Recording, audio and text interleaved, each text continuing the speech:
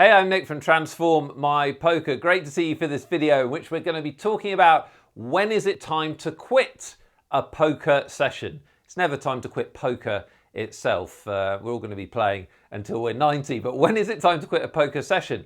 Now, this is a really tricky area and one that I struggled with years ago. I often played on too long when I was playing cash game sessions, playing past the point that I was actually playing well. The reverse of that problem is to quit too soon when you're ahead because you want to protect your winnings. And it can be tricky to know how to get the balance of both. How do you know when to keep playing when you're ahead and possibly risking giving back your winnings? How do you know when to stop when you're losing and when potentially the game isn't good? These are difficult decisions to make. Now, a lot of this thinking applies to cash game poker sessions, but it's also relevant if you're a tournament or a sit and go player, because you need to make good decisions about when to play, how long to play for, and so on, otherwise you can't do well.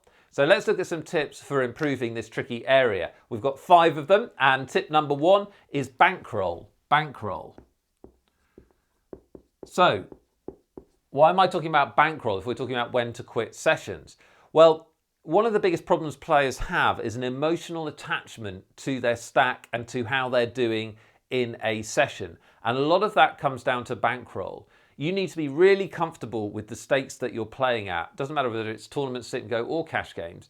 But particularly cash games this applies to, because you can either you can leave at any point, right?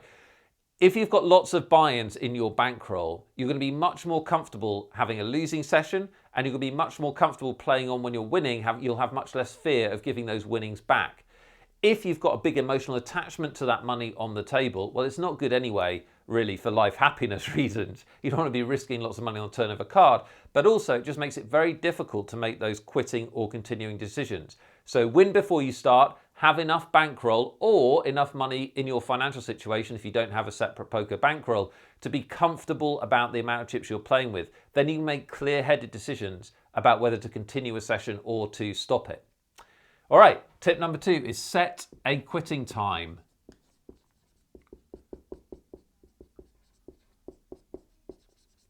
Set a quitting time. I'm going with 2 T's in quitting. No idea if that's right. So this is really important, and this one tip can sort out this area in its entirety. The most important thing you can do before you start a poker session is decide what are your goals for that session and how long are you going to play for. So you need to think about what kind of physical state are you in? Are you feeling fresh? Are you feeling tired? Are you feeling emotionally kind of refreshed? Have you just had a really hard day at work, which has been really frustrating? Are you kind of, because that is not a good state to play a long poker session. Do you have to get up early in the morning? All of these kind of things. Decide what kind of poker session you want and set a quitting time before you start. Now, it's easy to say, harder to stick to, but if you do set a quitting time, it can completely remove any problems about when to walk away from the table and when to stay, because you've already pre-decided how long your session is going to be for. If you're a tournament player, you want to do that based on you want to base that on the tournaments you enter. So if you've only got 2 or 3 hours to play effectively, don't enter a 5,000 person tournament with a long structure, right? Pretty simple. Decide how long you're going to play for and stick to it. Remember, poker will always be there tomorrow. And you are going to play a lot of poker. If you're watching videos like this, you're into playing a lot of poker, I understand. So it doesn't matter whether you play on, forever tonight, the games will still be there. So decide how long you want to play for before you start and stick to it. That takes the emotion out of the quitting decision. All right, number 3 is use alarms. Use alarms.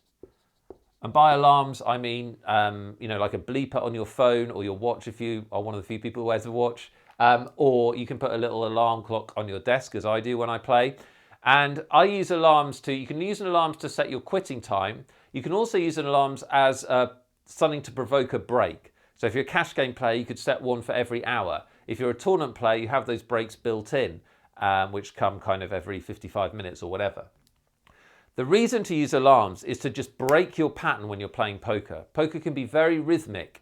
And I'm sure you've felt this. You can go onto autopilot when you're playing, and that's bad for making good decisions. It can cause you to play on way too long. It can cause you to stop focusing. So use an alarm to break that up, step away from the game, either physically or mentally or both, and ask yourself, am I playing well? Do I have a good edge in this game? And how long should I keep playing for? Or am I tired and unfocused? Be honest with yourself. this pattern break can really help you out in terms of quitting at the right time. All right, number 4 is quit early. Quit early. So having said we're going to decide what kind of session we want and how long we're going to play for, you shouldn't be afraid to break that rule if the situation dictates it. So if you start playing in a game and you suddenly find that the game isn't good, so you've gone down to your local casino, for example, you've sat in a cash game and there's no kind of weak players there, you're not quite sure who the players are, they seem aggressive, they seem good, and then maybe you don't feel that great, like maybe you feel uncomfortable or you feel tired or you can't focus.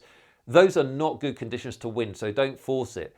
Be prepared to quit early. Just like we said in tip number 3, poker's still going to be there, right? Was it tip number 2? Poker's still going to be there. So if you quit a session early, it's not a big problem. If you still want to play, even though you don't feel great, you can always drop right down the limits. Or, fire up a little turbo sit and go online for fun, or do something, just for a laugh as opposed to playing seriously. But if you don't feel good and you don't think the games are good, then it's stupid to force it. You're just going to cost yourself money and a lot of life happiness. And the final tip is push big edges. Push big edges.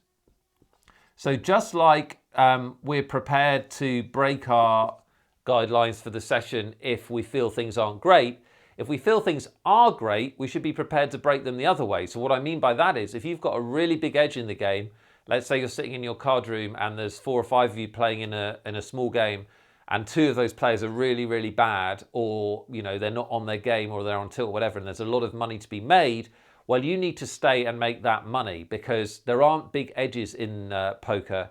There never were, actually, just the way the game is a mix of skill and luck. So if you do have a situation with a big edge, you want to stick around and push it if you want to do well overall. Now, you need to be careful with this. Mason Malmuth, the writer, said, if the game's good, I'll stay with matchsticks propping up my eyelids. It's a funny line, but if you're getting super tired and unfocused, you can become one of the bad players in the game without realizing it. So you do need to be careful. But having said that, you should push your big edges when they come along. So to sum up, I think Barry Greenstein, who was one of the biggest cash game winners sort of 15, 20 years ago, said, I've made a ton of money because most people chase when they're behind to try and recover their losses, and they quit early when they're ahead to protect their wins. But I do the opposite. I stop when I'm losing and I know the game's bad and I know I'm not playing well. But when I'm winning and I'm playing from the front and I have a big edge, that's when I stick around and really maximize my edge. So if it's good enough for Barry Greenstein, it's definitely good for you in your games. Keep a constant eye on how you're playing and how focused you are or you're not, and make those decisions with a clear head. Don't have artificial stop losses or artificial, stop wins, if you like. Be comfortable in your bankroll and make a clear decision about the games you're in and how you're playing, and you will do fine. All right, I really hope you've enjoyed this video. If you have and you'd like more, you can subscribe to this YouTube channel either by clicking on screen or underneath the vid.